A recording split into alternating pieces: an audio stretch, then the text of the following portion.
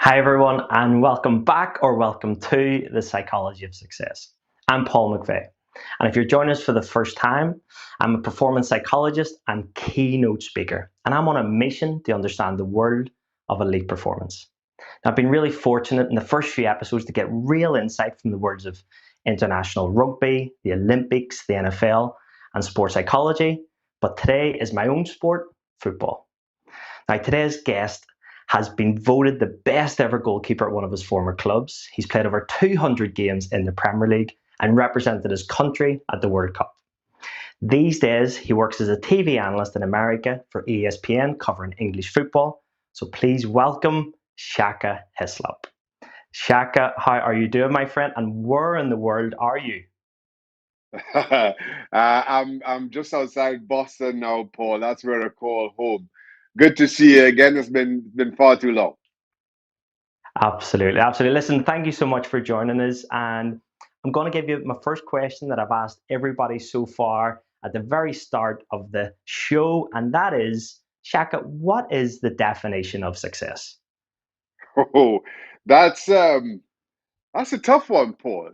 Let me see. On the one hand, and a shameless plug here, I did a TEDx talk for Trinidad and Tobago recently, and I spoke about success. And I said success is something that you get to define and then redefine and redefine again. Um, and that certainly has been my own journey, my own experiences with success. It meant something very different to a 16-year-old, to to me being 27 or 28 years old and playing in the Premier League, to what it means to me now. I think success is a comfort and a confidence that maybe you've achieved more than the sum of your own parts.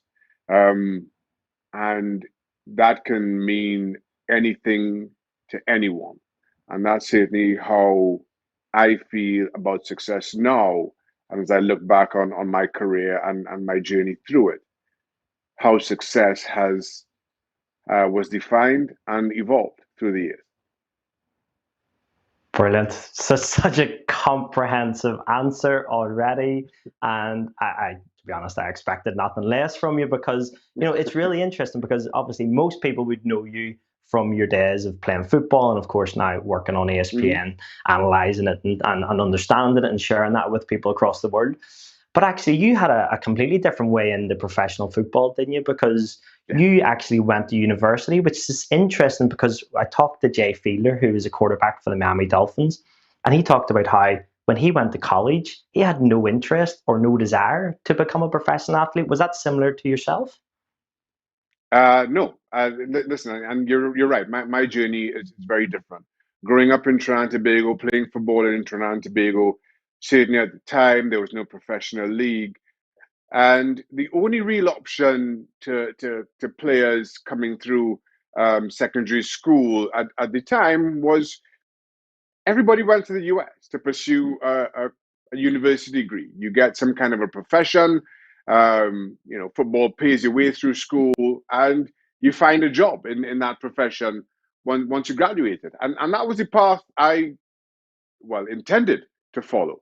So leaving school in Trinidad and Tobago, I was recruited by Howard University, which is an HBCU based in Washington D.C. A school with a rich Caribbean heritage to it, particularly in their football program. I was offered a half scholarship that paid for my tuition. Um, and my intention was to go on and just get in mechanical engineering. I'd always dreamed of designing cars. So that was what I thought the future held for me. And it was only a year before graduating, I actually did a summer internship at NASA headquarters, which which allows me for my most horrendous joke and most overtold joke. A summer I spent at NASA where everything went over my head. There you go. I got the joke out the way. You're all safe now. But I remember then speaking to my mentor at NASA, a guy by the name of Greg Switek, about what what direction I wanted to go, what direction I wanted my career to go in. And because I was doing well at school, I had offers to maybe go on and do a master's program on scholarship after. And speaking to Greg about it, and he said, "Listen, give football a shot. Could be one shot. You can always come back to engineering, but you don't want to be an engineer wondering what if. If you give it that one shot and it fails, at least you gave it that shot." And that is exactly what I did. That was my intention. Um, Through the stars aligning, which we can get into later on if you like, I was offered a trial at Reading. And I remember walking around the town centre, looking at in job centres at advertisements for jobs, and actually saw an engineering job advertised in exactly the specialization that I did at Howard, mechanical engineering, specializing in robotics. And the starting salary was £20,000. And I made my mind up there that if somehow somebody offered me a contract, £20,000 would be my starting salary, or that would be what I would be asking for, because I knew that's what I could get as an engineer. Long story short, Reading eventually offered me that trial, eventually offered me a contract for £20,000. So it kind of worked out in that regard, and the rest from there, as they say, is history. So yes, my route was different, but but at the time, it pretty much was the only one that I had available to me. Yeah, and listen, there was so many things I wanted to pick up. First of all, everything going over your head, 4 foot nothing. That happens a lot to Sorry me. about Slightly that. different Sorry about that. When you're over 6 foot. Secondly, amazing that you're talking about, being at NASA, and that must just have been an incredible experience. And actually, my last guest, Jamil Qureshi, who's a performance psychologist, was allowed to go and study the astronauts at NASA. So maybe we just need to touch on that a second. And just what was that like in terms of being around possibly the brightest people in the world, and you had the opportunity to study with them? Incredible. Let me just say, being around people who have achieved as much as people in NASA headquarters have, who have the kind of reputations and CVs that they did and still do, is empowering in a number of ways. One, you get to recognize that they're human. I think when you're looking in at the outside, and if we talk about NASA's lead engineer, um, I there is this belief that they're almost martial. That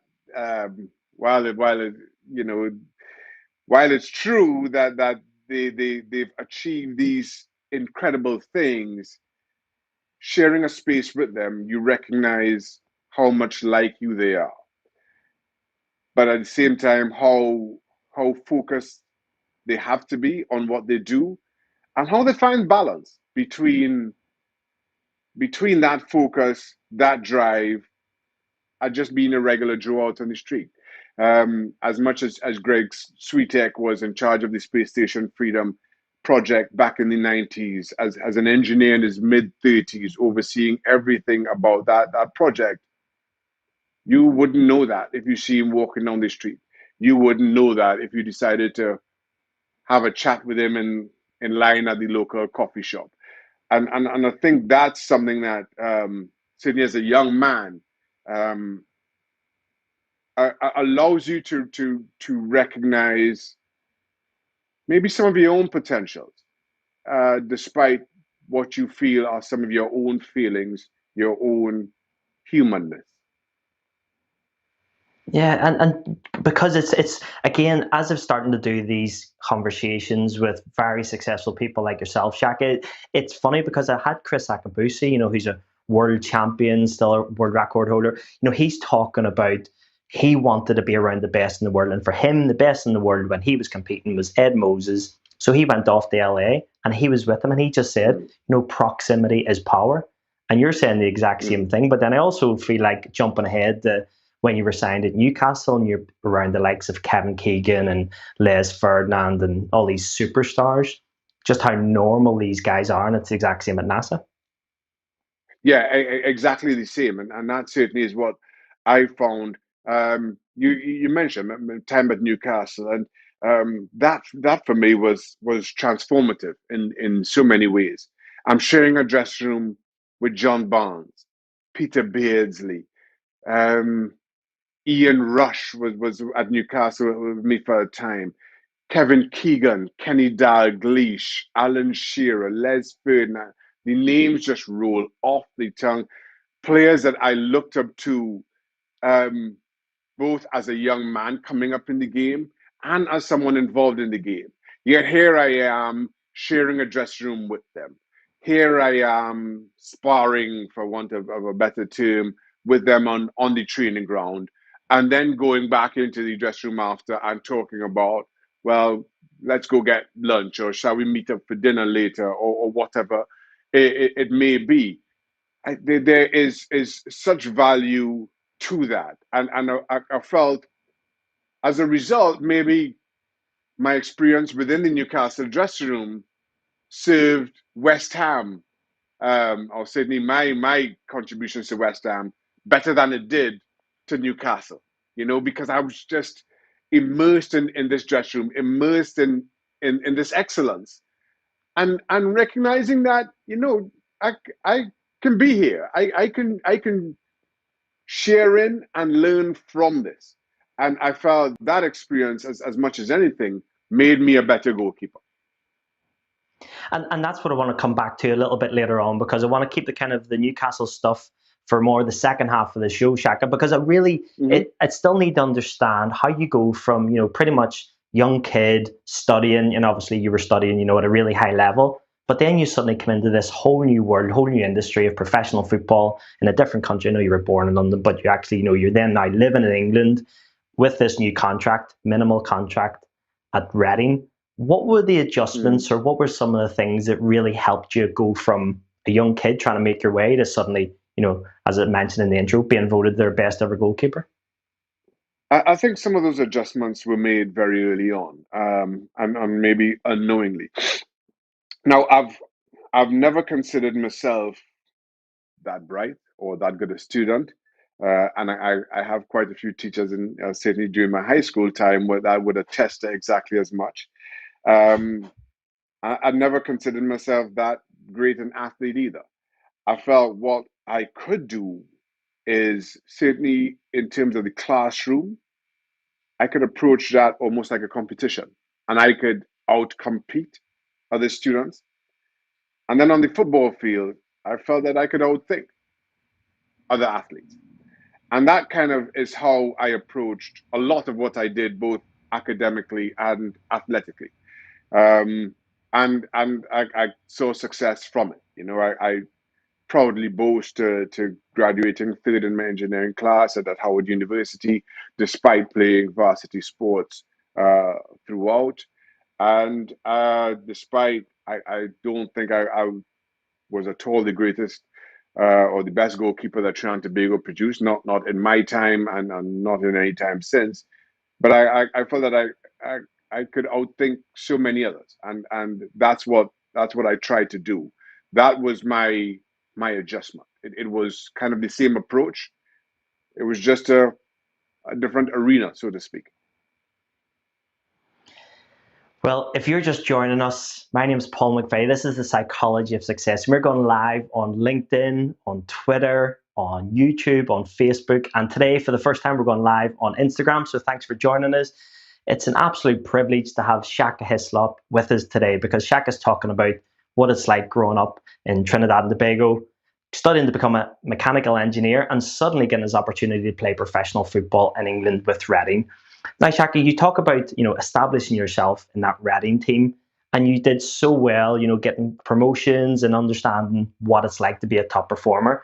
Suddenly, you find yourself as Newcastle. You touched on that earlier, but what do you think was the biggest step up, the biggest change, or maybe even psychological shift you needed to make when you walked into that dressing room with the likes of the Beardsleys, Ferdinand, Ginolas, etc.? I think, in all honesty, the biggest psychological shift for me came in my introduction to professional football. And all of a sudden, you had to be at your absolute best every single day, day in, day out.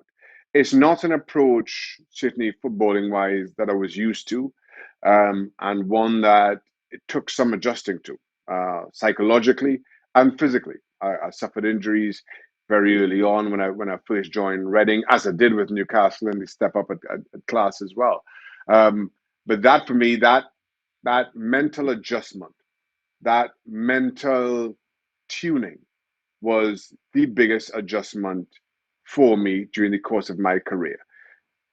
And it's one I think that served me well throughout, not just during my own playing career, but in my time post football as well.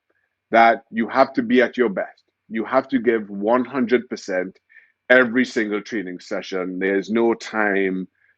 There is no training session that you go at 99.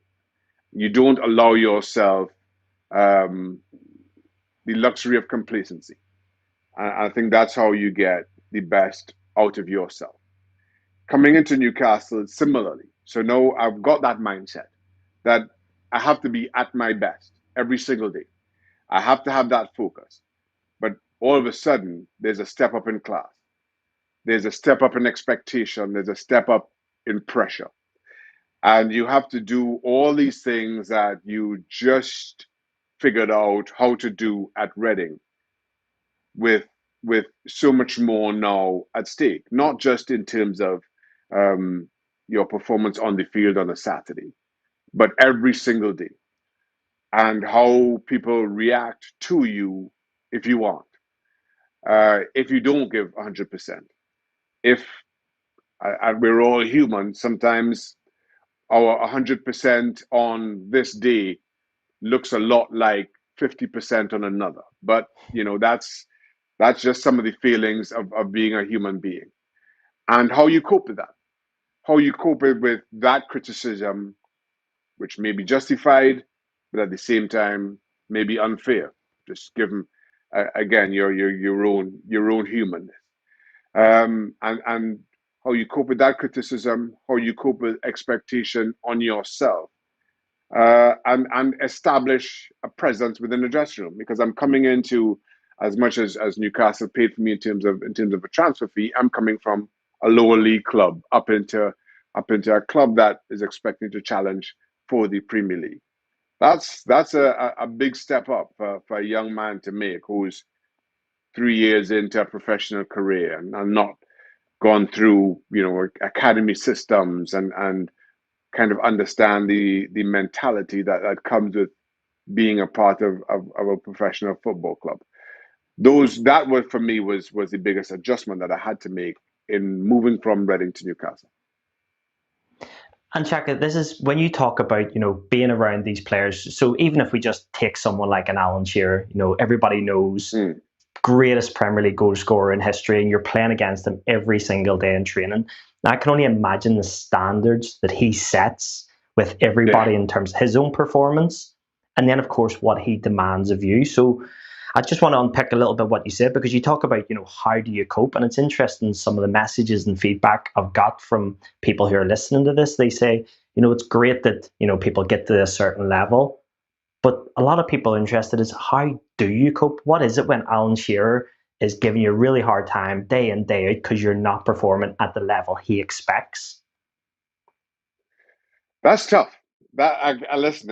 I've been there, and that is really tough on you, in a number of ways. When there are players that you look up to, players um, who have achieved and continue to achieve and set a certain standard around who they are and who they want in their orbit. And if you don't make the grade, their reaction to it and how you have to respond. That for me is very tough to kind of endure.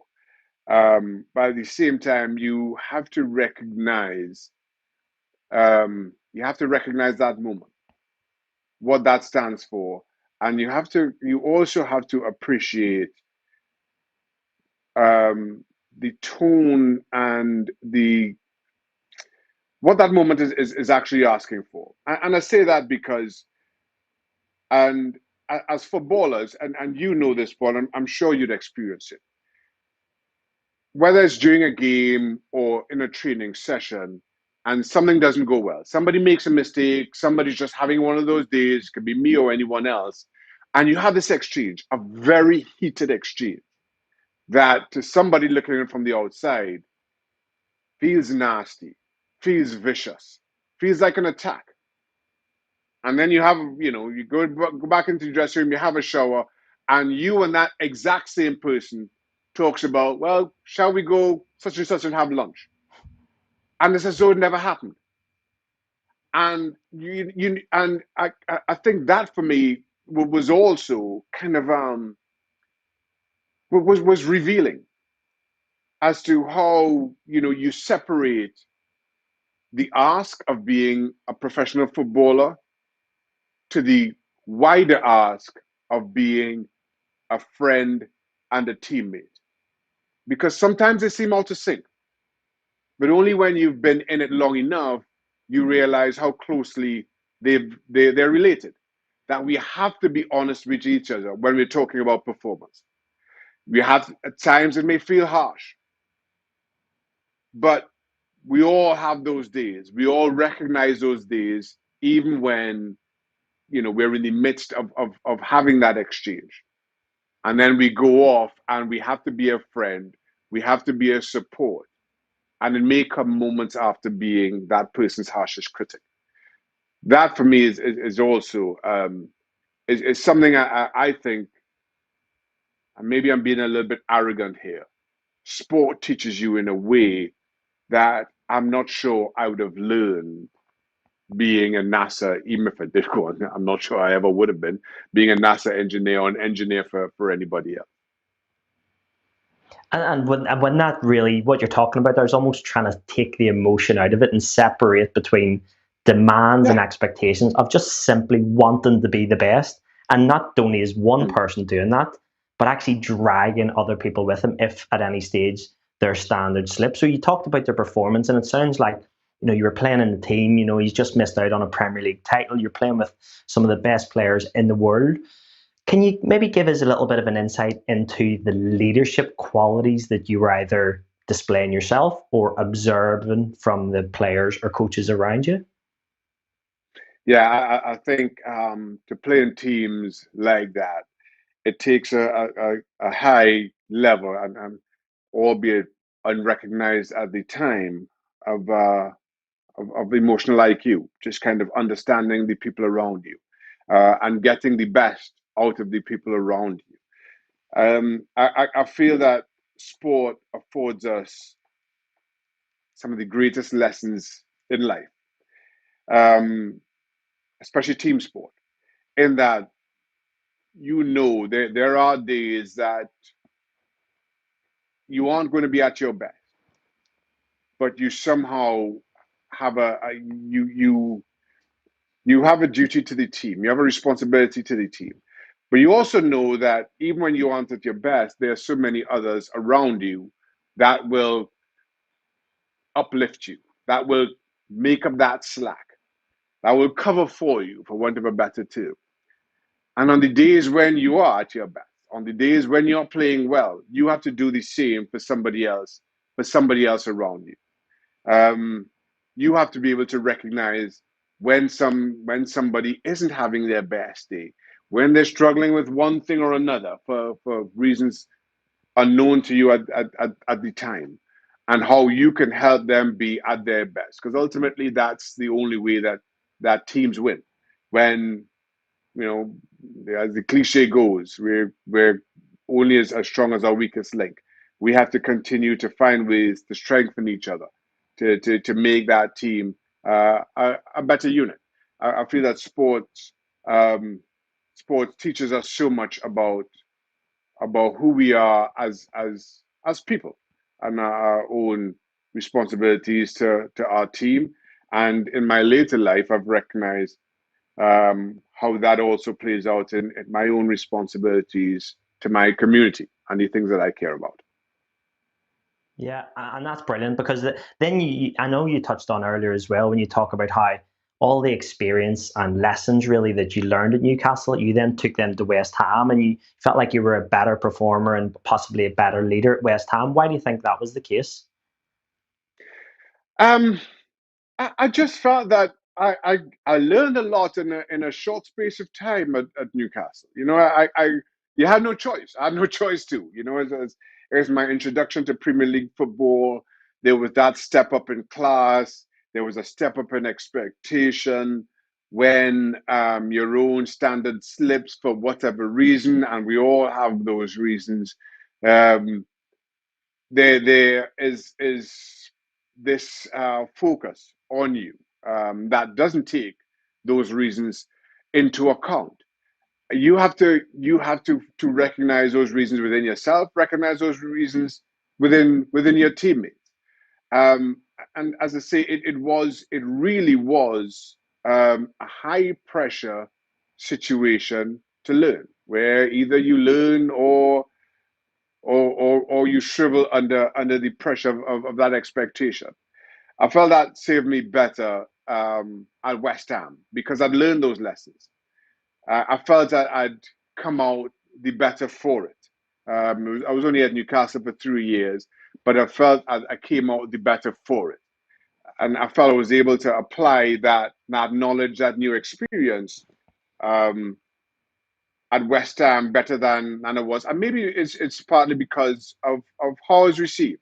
Coming into Newcastle, I was seen, even though I joined Newcastle at 23, but we touched on my roundabout route to professional football. So I'd started later than most. So though I was 26 at coming into Newcastle, I was still seen as kind of a young player.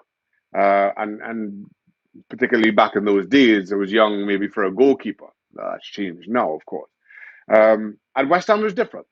West Ham was 29, coming into my 30s.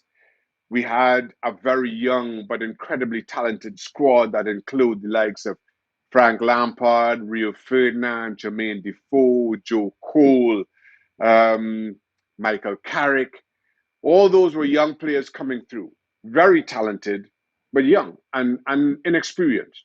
And now here I was, this player, just coming from a team that just missed out on Premier League glory a couple of times in the last 3 years. I myself was, as I say, 29 going on 30, bringing that experience of a Newcastle dressing room and that kind of name recognition that I'd earned during the previous 3 years. My role now has changed. I had to adopt the mantle of being a leader within that dressing room, and I felt that I was better for it. I felt that my football was better for it, just for that understanding and that recognition from myself and from my peers. And so when you talk about those names, they are some of the most successful, the best players in the world, the Lampards and the Ferdinands and the Carricks. And, when you're Mm. looking at those young kids at the time, because they were all 18, 19, 20, did you look at them and think, I want to help them because of the age difference and you were maybe had that possible characteristic or attribute about you? Or did you just see the quality in them and you knew they were going to go to the top and you almost just wanted to assist them in their journey? But I'll be honest. It wasn't specifically about helping any one of those players achieve some of the great things that they did. At the same time, I'm seeing myself learning. As much as I maybe see myself as a leader, I still see myself as learning. And we always talk about the naivety of youth. And one of the great things with playing alongside those players, as highly acclaimed as they were, as young and as inexperienced as they were, you recognize a naivety about them and their approach. And when they make mistakes, how it doesn't seem to affect them. And that for me was another learning experience for me. That came, albeit a little bit later in my own playing career. Um, but it's something that I felt that I took away more from them. And now I don't know what kind of an impact I had on any one of those players. That's a discussion you'll need to have with them. But I felt, again, just given my own experiences, I had to contribute to that team in whatever way was being asked of me. Well, at the same time, it was an opportunity for me to learn, for me to grow, and that is something, again, that I took from them at the time. That mistakes are part and parcel of all of this, and you just kind of pick right back up and carry on as though nothing happened. I'm not sure. I'm not sure I was able to really do that effectively before sharing a space with the Lampards and the Ferdinand. That's really, really interesting. And if you are just joining us, my name is Paul McVeigh. This is the Psychology of Success. Now, we're going live on LinkedIn, on Facebook, on YouTube and Twitter. And today, for the first time, we're going live on Instagram. So welcome to everybody joining us. And I'm delighted that Shaka Hislop is here with us, former Newcastle, former West Ham, Portsmouth, and Trinidad and Tobago international. Now, Shaka, I'm going to sort of very quickly move between the kind of your time at West Ham with all those young, incredibly talented young players. You moved to Portsmouth for a little while. We played against you and scored, and we won against you. But let's move on from that and go back into the West Ham. Your second spell at West Ham. I will let that slide, Paul. I'll let it slide. Carry on.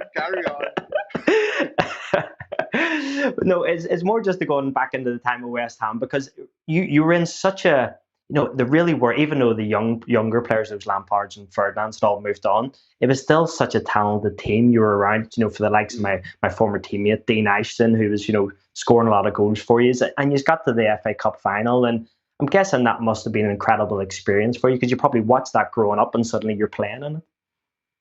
Yeah, it was. And to say I watched that growing up, you have no idea how accurate that statement was. Growing up in Trinidad and Tobago, through the 80s, we were exposed to just a couple of television programs where we got sport on weekends, one being the Road to Wembley, which tracked the FA Cup. So just in terms of my own psyche, the FA Cup meant so much to me. But everything about that 05-06 season, which turned out to be my last in English football, was just so different. It was just because of who I was. Now all of a sudden I'd been told I was surplus to requirements at Portsmouth. I'm 36 years old, not quite sure what the future holds, and I get to go back to a club like West Ham, and the remit is totally different. I remember meeting with Alan Pardew to discuss the move, and they just signed Roy Carroll from Manchester United, and he was carded to be their starting goalkeeper. And he said to me that he wanted somebody to push Roy Carroll. He wanted somebody to come in with experience that could, help and coach and nurture some of the young players, but also somebody that could push Roy Carroll. So, here I was, no question I was going to be the number two, but then the competitor in me, at 35, and have this young upstart and Roy Carroll just joining from Manchester United, and the competitor in me is just like, yeah, this is exactly what I need, exactly what I want, to be challenging him, and that's kind of how I saw that last season, as pushing Roy Carroll and using all the tricks of the trade, so to speak, in doing that. And it was a young team for the most part. There was me and Teddy Sheringham, which totally skewed the average age of the squad. But it was a very young squad. One that had just been promoted, so nobody was quite sure what to expect from them. And then to have the season that we did, that culminated in the 2006 FA Cup final. We finished ninth. I honestly think we should have finished a whole lot higher. I think we were positioned probably about sixth when you get to like the fourth and fifth round of the FA Cup, and you really start to think that, hold on, we could go all the way here. And that's when our league form started to slip. But we were better than I think we finished ninth. We were way better than that position suggested. So it was a really good season, but so different from everything else that came before, for me anyway. And it's interesting you mentioned, both Roy Carroll's former teammate at Northern Ireland and Teddy Sheringham, who, I think he was 40 by the time he was at West Ham and actually made my debut at Tottenham Hotspur up front with Teddy. So, two players I know very well and know exactly the quality that they bring. But would you say that season at West Ham was all about the sort of almost like the sum was greater than the parts? Oh, absolutely. Without question. As I say, that was a newly promoted team, inexperienced. Their naivety served them very well during the course of that season. But largely, as good a team as it was, as talented as it turned out to be, not many of the names were known. They say Roy Carroll, coming from Manchester United, Terry Sheringham, but he's now in his 40s. Not many others kind of carried that notoriety. You had Interned Ferdinand, who certainly at the time was better known as Rio's younger brother. But nobody else that name jumps off the team sheet at you. Yet here we were. As I say, I thought that team was good enough to finish sixth at the very least. And get an FA Cup final as we did. We were by far better than the sum of the parts in that dressing room. And what do you think it was that was it Alan Pardew that was kind of able to bring people together? I'm just trying to understand the dynamics of essentially why does a team overachieve or overperform? For that team, as you look at that team, and that naivety of youth is a phrase that Alan Pardew used a lot. And I think it applied to that team more than any certainly I've been a part of. This team just didn't recognize maybe either some of its own feelings, some of its perceived ceilings. It was just a bunch of young guys who were enjoying what they're doing, not at all recognizing that there was expectation or a limit to who they could be and who the team could be, and just enjoying every moment. There is a real freshness to that. There is a real freshness to being around people who quite literally do not recognize that there's a limit to who they can become. And they're just enjoying they're just enjoying the journey, every single bump or hurdle that comes along with it.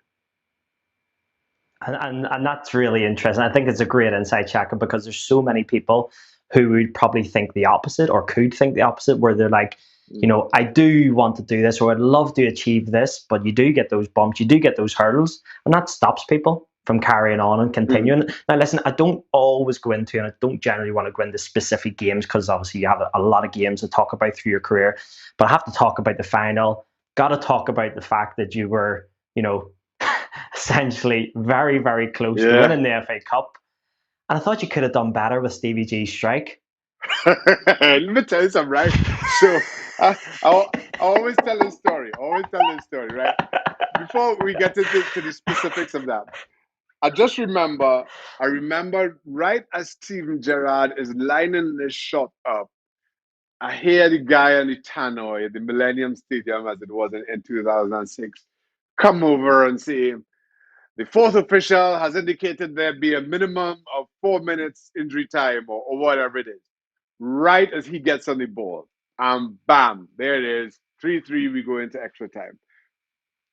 Was it a month later? June, there should be, so yeah, not even a month, 3 weeks later. June 15th, we played England in Nuremberg. We 1-0 down. Steven Gerrard picks the ball up at the edge of the box.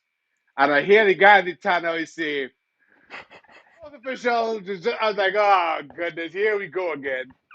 At that point, I should have just turned around and walked into the back of the net. From the time I heard the guy at the tunnel come over with Steve Gerrard on the ball, I'm like, here we go again. And he just puts it in the back. He bends it in the corner, 2-0. I'm like, that's how I finished, because that FA Cup final was my last game in English football. The game against England in the World Cup was my last game of the international football. So that's my sign off. So yeah, thanks, Stevie G. Yeah, you're still haunting me to this day. Essentially, Stevie G ruined your career. So that's what you're telling me. He Listen, totally ended he's it. ruined Totally ruined a lot of careers.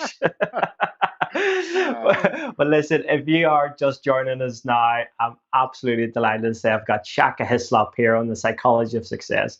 I'm Paul McVeigh. I'm a performance psychologist and keynote speaker, and we're going live across LinkedIn, Facebook, YouTube, Twitter, and very happy to say we're going live across Instagram today. Now, Shaka Hislop, you're talking about coming towards the end of your career, playing in an FA Cup final, that infamous goal Steven Gerrard scored from 30 odd yards out, scores against you in the World Cup. But just touching on you representing your country and playing in a World Cup finals, that must be, well, it is the pinnacle of anyone's career. Yeah, it without question is my most proud achievement as a footballer. And just to put things in perspective for the wider audience, certainly in 2006 when we qualified for the World Cup, at the time we were the smallest country to have ever qualified for a FIFA World Cup. We've since been eclipsed by Iceland, of course. But we're a country of 1.3 million people. We came close to qualifying for the 1974 World Cup, failed at the final hurdle against Haiti, away to Haiti. I'll also add that I think we had 5 goals disallowed. Make what you like of that. I'm not gonna get us, either of us, into any more trouble than just pointing that out. I was also a university student in 1989 when we lost at home 1-0 to the US, where a draw would have seen us qualify for the 1990 World Cup. The US, of course, qualified as a result, and they went to Italy in 1990. I never thought I'd see a Trinidad and Tobago team qualify for a World Cup. Um, I'm a fan first. I was a fan of Trinidad and Tobago football a long time before I ever put on a national team shirt. So to be a part of the squad that qualified for the 2006 World Cup was exceeded even my own boyhood dreams. Or maybe didn't exceed my boyhood dreams.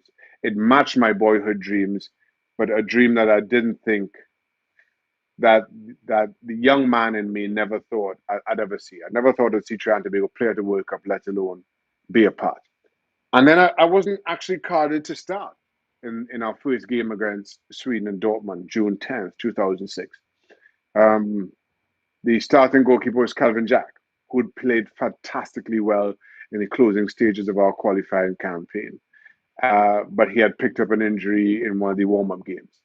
But he was still down to start. And then in his warm-up, he felt his calf go again and said to Leo Benaka, our head coach, that he couldn't continue. And Benaka called on me. And in all honesty, Paul, I think that was the perfect the perfect scenario for me, because now I didn't have to deal with those boyhood dreams. I didn't have to deal with the expectation of a 10-year-old Shaka, shaping some of these dreams. I was thrown in at the deep end with little or no time to worry about what was to come next. And it worked well. So to go from um, maybe a few years before, in the height of my own playing career, not ever thinking I'd see a Trinidad and Tobago team qualify for a World Cup, to becoming the first goalkeeper to put on a shirt in representing Trinidad and Tobago on world football's highest stage, is without question the greatest honor of my footballing life. Yeah, and can you just hear the emotion in your voice when you're talking about it? And I never had that privilege to do that or play in a major tournament from a country, but I can imagine how proud and how lucky and blessed you would have felt. Now, we're kind of talking a lot about all of the kind of, not just necessarily the good times, because obviously you had a lot of injuries. You talked about those dips in performances, whether it's at Newcastle or West Ham or for your country. One of the questions I like to continually ask all the people I have on the show, Shaka, is what is the price of success for you? Oh, that's a good question. Um, the price of success is a brutal honesty with yourself about success, about what it means, about how much you want it, about how much the road to success can beat you up. The price of success is a bruising that sometimes you may not recognize your own self in the mirror, but you have to look past it and focus on what's down the road. The price of success means sometimes looking in that same mirror, not liking what you see, but seeing the bigger picture of who you want to be and what you want to be. Um, not that I admit may sound very heavy, but I think if you like what you see down the road, it doesn't feel that way. If you have that focus, if you like what you see within that focus, and what it means to you personally, what it means to those around you, what it means to those you hold dear, whoever that may be. I think you get to appreciate what that means, how that feels, even the ugly side of it that often crops up. Yeah, you will. You delicately called it the ugly side, and from someone who's come from Belfast, who grew up in a civil war pretty much through the 70s and 80s, 90s before I left to go and join Tottenham Hotspur at 16. I definitely understand the ugly side of life and how that has affected so many people. You have a completely different experience when you're suddenly in England and you're then, playing professional football. And that, of course, just brings a lot of attention on you. And for you, there was actually quite a lot of racism in your life directed towards you, wasn't there? Yeah, there was. Listen, and that for me is also kind of part and parcel of this journey, and it's an integral part of how I define success, even on the field. And the fullness of that story, Paul, is just after I joined Newcastle. I was filling up my car with petrol late one night. I happened to be just outside St James's Park. My wife was in the car with me, and as I'm filling the car up, a group of youths come walking down the hill and start shouting racist abuse at me. As they get closer, one of those youths recognizes who I was.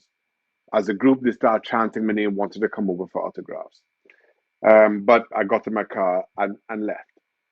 Um, just about that time, I was contacted by a guy called Jed Greby around, who's doing a lot of work, anti-racism work in the Northeast with a group called Youth Against Racism in Europe. I told him about, we got talking, telling him about my experience and how that overlapped with the work that he was doing. And from that, Show Racism the Red Card was born. I now proudly boast that we are in the 25th, we are celebrating our 25th anniversary this year in 2021, having formally launched in 1996. We are the UK's largest anti-racism educational charity. As of November of last year, some 825,000 children had received a full day's anti-racism education as part of our program. I continue to serve to this day, 25 years on, as honorary patron and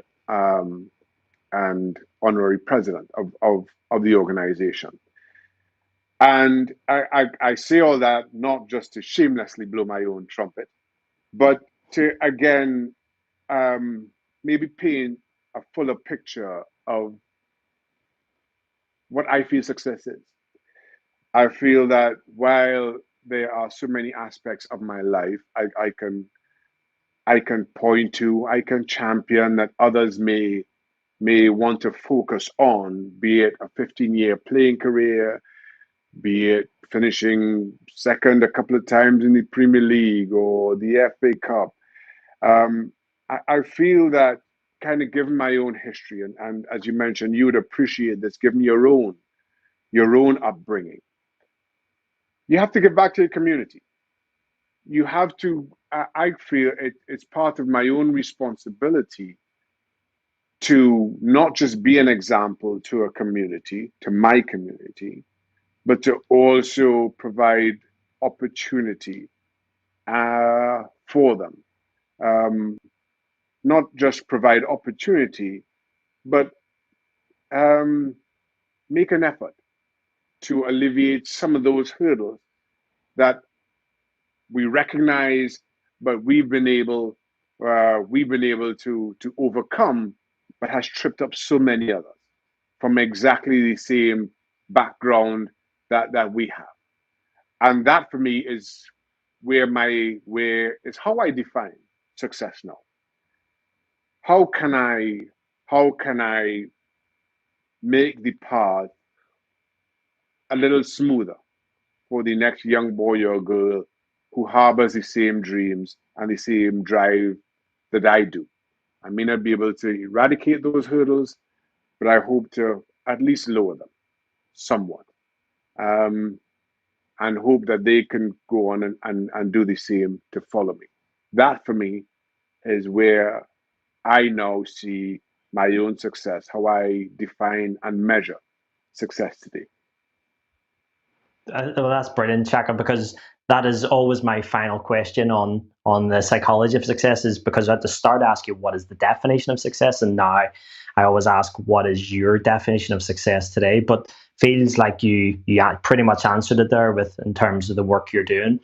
Just in a kind of a minute or two, can you give us an understanding of what your goals are? Because there's such a big project there for you. It's such a worldwide issue. So what would be your success for, Show Racism the Red Card? What exactly do you want to achieve with that?